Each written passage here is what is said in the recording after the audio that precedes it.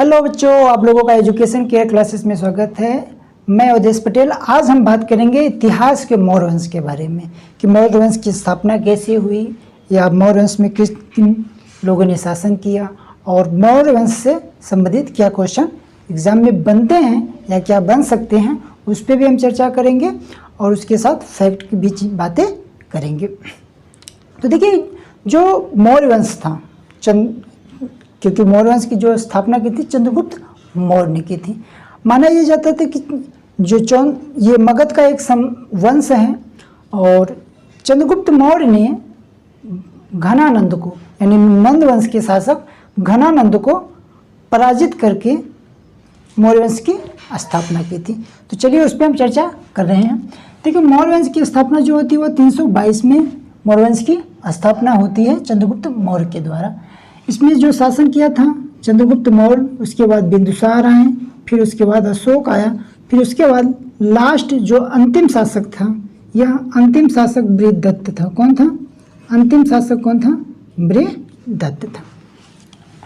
हम चंद्रगुप्त मौर्य के बारे में पढ़ेंगे, बिंदुसार के बारे में पढ़ेंगे, अशोक के बारे में, क्योंकि क्वेश्चन एग्जाम में यहीं से बनता है, हम यही पढ़ेंगे।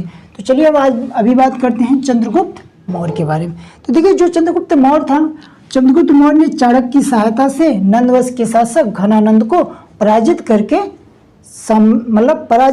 क्या किया? मौर्य वंश साम्राज्य की स्थापना की। उसके बाद चाणक्य के बारे में बात करें तो इनका जो नाम था, उपनाम, इनको कौटिल्य, विष्णुगुप्त, और ये जो थे प्रधानमंत्री थे। ये कौन थे?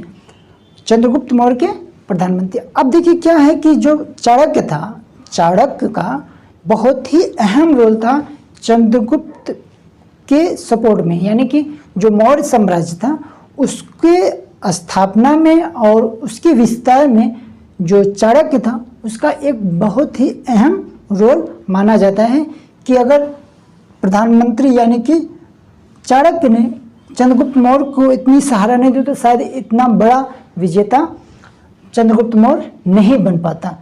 अब चाणक्य की एक बुक है जो अर्थशास्त्र, जो राजनीति पर आधारित है। जो अर्थशास्त्र ये किस पर आधारित है? राजनीति पे आधारित है। विशाखा दत्त की बात करें तो विशाखा दत्त की द्वारा कृत मुद्राक्षस, जो मुद्राक्षस है, इसमें चंद्रगुप्त मौर्य के बारे में विस्तृत जानकारी मिलती है। कभी पूछता है कि विशाखा दत्त की कृति किस, मतलब विशाखा दत्त ने कौन सी कृति की? तो मुद्राक्षस। मुद्राक्षस संबंधित किससे बुक से संबंधित है? तो चंद्रगुप्त मौर्य से। चंद्रगुप्त मौर्य की विस्तृत जानकारी जो हमें मिलती है वो मुद्राक्षस में मिलती है। सेलुकस 305 में भारत पर आक्रमण किया। सेलुकस जो था वो 305 में भारत पर आक्रमण किया था और चंद्रगुप्त मौर्य ने इसे पराजित कर दिया। और पराजित होने के बाद, यानी जब सेलुकस चंद्रगुप्त मौर्य से पराजित हो गया तो वह चंद्रगुप्त मौर्य से क्या कर लिया? संधि कर लिया। और संधि करने के बाद अपनी बेटी का विवाह चंद्रगुप्त मौर्य से कर देता है और दहेज के रूप में इन्होंने 4 प्रांत दिए: काबुल, कंधार, हेरात, मकरान। ये 4 प्रांत इन्होंने दहेज के रूप में दिया। आगे ये घटना होती है कि जो प्लूटार्क था, प्लूटार्क का मानना जाता है, प्लूटार्क के अनुसार चंद्रगुप्त ने 500 हाथियां सेलुकस को उपहार के रूप में दिया। यह माना जाता है कि प्लूटार्क के अनुसार कि चंद्रगुप्त मौर्य ने 500 हाथियां, कितने? 500 हाथियां सेलुकस को उपहार के रूप में दिए थे। जस्टिस के अनुसार यह माना जाता है कि जो चंद्रगुप्त मौर्य को सेंड्रोकोटस कहा, जो जस्टिन था उसने चंद्रगुप्त मौर्य को क्या कहा? सेंड्रोकोटस कहा। मेगस्थनीज कौन था? जो मेगस्थनीज जो था यह सेलुकस का राजदूत था। यह चंद्रगुप्त मौर्य के दरबार में आया था, सेलुकस का एक राजदूत था और इसने मौर्य दरबार में चंद्रगुप्त के दरबार में रहते हुए इंडिका की रचना की, जिससे इतिहास के बारे में जानकारी हमें मिलती है। बिंदुसार, बात करते हैं बिंदुसार की। बिंदुसार जो था 298 पे यह गद्दी पे बैठा। इसका उपनाम था अमित्रघात। इसको क्या नाम था इसका? इसको अमित्रघात के नाम से भी जाना जाता था, जिसका अर्थ होता है शत्रु विनाशक। जिसका अर्थ होता है क्या है? शत्रु विनाशक। मक्सली पुत्र गोसाल, मक्सली पुत्र जो गोसाल था वह आजीवक संप्रदाय की स्थापना की थी। किसकी? आजीवक संप्रदाय की स्थापना की थी, क्योंकि बिंदुसार जो था आजीवक का क्या था, अनुयायी था। क्या था, आजीवक का क्या था, अनुयायी था। स्ट्रैबो के अनुसार एंटियोकोटस का जो राजदूत डायोमेकस आया था। स्ट्रैबो के अनुसार जो एंटियोकोटस का जो राजदूत था डायोमेकस बिंदुसार के दरबार में आया था। क्या था, बिंदुसार के दरबार में आया था। पॉइंट यह है स्थान की तक्षशिला, झेलम, सिंधु, इसमें 2 विद्रोह हुए। पहले सुसीम गया जो कि विद्रोह को शांत नहीं कर पाया, तो फिर बाद में बिंदुसार ने अशोक को भेजा और अशोक ने इस विद्रोह को क्या कर दिया, शांत कर दिया। एथेनियस के अनुसार माना जाता है कि बिंदुसार ने डायोकोटस जो एंटियोकस था, बिंदुसार ने एंटियोकोसस से मदिरा, सूखे अंजीर और एक दार्शनिक भेजने की प्रार्थना की थी।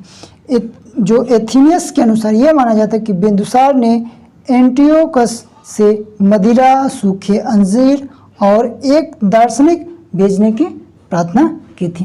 तारानाथ के अनुसार 16 राज्यों का विजेता बताया जाता है बिंदुसार को। किसको, बिंदुसार को।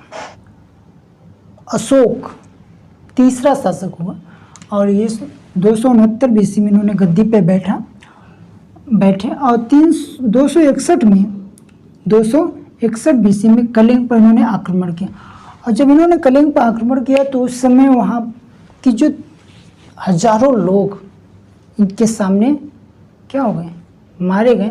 और यह घटना देखकर इनका दिल जो था वो पसीज गया और उन्होंने उसी दिन से संकल्प लिया कि अब हम युद्ध नहीं करेंगे। और यहीं से इनकी शुरुआत होती है बौद्ध धर्म की तरफ। और क्या कहते हैं कि उन्होंने भाई संकल्प लिया कि अब हम क्या करेंगे, युद्ध नहीं करेंगे। यहीं से इन्होंने अशोक महान कहलाए। चलिए और बहुत महत्वपूर्ण, डायनिसिस जो एक राजदूत था अशोक के दरबार में आया था। डायनिसिस जो था एक राजदूत था जो अशोक के दरबार में आया था। उपगुप्त जो था अशोक को बौद्ध धर्म की शिक्षा दी थी। उपगुप्त कौन था, जो अशोक को बौद्ध की शिक्षा दी थी।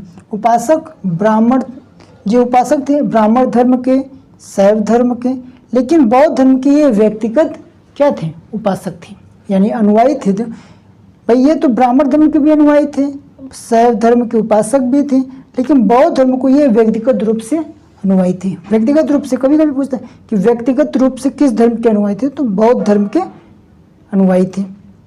अशोक की जो यात्रा, राज्याभिषेक के 10वें वर्ष में इन्होंने बौद्ध यानी कि बोध गया की यात्रा की। 12वें वर्ष इन्होंने निगली सागर की यात्रा की।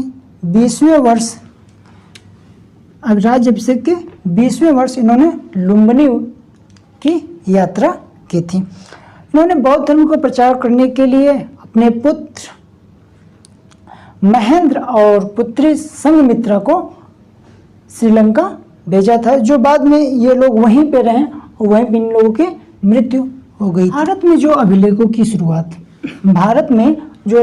शुरुआत की, जो प्रचलन की जो शुरुआत की थी वो अशोक ने ही शुरू की थी। किसने शुरू की थी, अशोक ने। इन्होंने अपने जो शिलालेख, जिनकी जो अभिलेख थे इनको 3 भागों में डिवाइड किया गया, एक शिलालेख में, एक स्तंभ लेख में, एक गुहा लेख में। जो शिलालेख हैं वो 14 हैं, जो स्तंभ लेख हैं वो कितने हैं, 6 हैं, यानी कि 6 हैं। पैंथलर ने 1750 में इन शिलालेखों की खोज की थी। 1750 में इन शिलालेखों की खोज की थी। जेम्स प्रिंसेप जो थे 1837 में इन अभिलेखों को पढ़ा था। 1837 में इन अभिलेखों को पढ़ा था। शिलालेख की जो लिपियां थी वो 4 थी, ब्राह्मी, खरोष्टी, ग्रीक, अरमाइक। जो ब्राह्मी है ये भारत से मिली हुई है, खरोष्टी पाकिस्तान में, ये ग्रीक और अरमाइक ये अफगानिस्तान से। कहाँ से, अफगानिस्तान से। ये इनकी कुछ लिपियां थी। तो आज हमने जो बात की वह चंद्रगुप्त मौर्य के साम्राज्य यानी कि मौर्य वंश के साम्राज्य में कितने लोगों ने शासन किया और कैसे कैसे इनका क्रम था, जो फैक्ट चीज़ें थी हमने उसको पढ़ने की कोशिश की। और यह वीडियो आप लोगों को कैसा लगा आप लोग कमेंट कीजिएगा और शेयर कीजिएगा। और हमारे नेक्स्ट वीडियो को देखने के लिए हमारे एजुकेशन के क्लासेस को सब्सक्राइब कीजिएगा। Thank you so much.